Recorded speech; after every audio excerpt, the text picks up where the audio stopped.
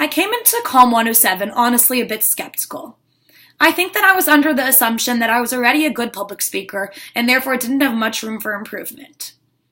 As soon as I began to realize how flawed this perception of my public speaking was, I was able to be much more open to criticism and was able to improve my public speaking tremendously.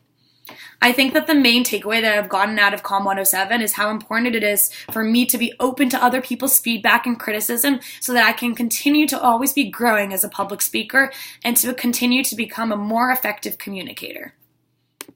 Specifically through this year, there are two main concepts that I believe that I have learned.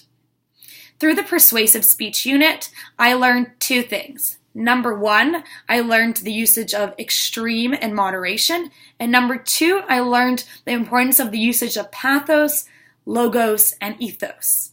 So I'm first going to talk about number one, the usage of extreme and moderation. So the use of extreme and moderation, as we discussed in the Persuasive Strategies PDF, is giving an extreme solution and then backtracking afterwards and giving a more reasonable or moderate solution. So I actually used this strategy myself in my persuasive speech. If you remember, I first talked about how it wasn't reasonable to give off school for every single religious holiday, and then I backtracked and came up with a more reasonable solution. And I think in doing so, I was able to get my audience's attention and then give a more reasonable solution that they were more willing to listen to and thought was probably more reasonable and actually able to be put into effect.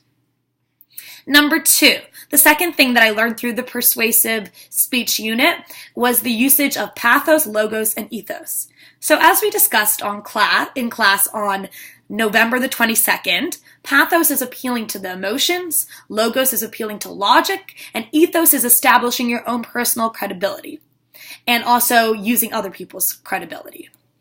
I learned that it's really important to use all three in order to have an effective message so that people are willing to listen to what you have to say. Through the persuasion intro assignment, we had to find a video in which we believed that the speaker was using all three.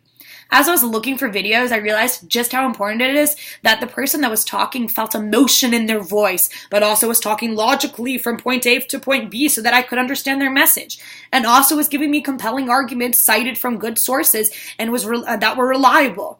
And as I was looking for a video, I realized that all three of these elements that a speaker possesses are so important in order for their message to be compelling to the audience.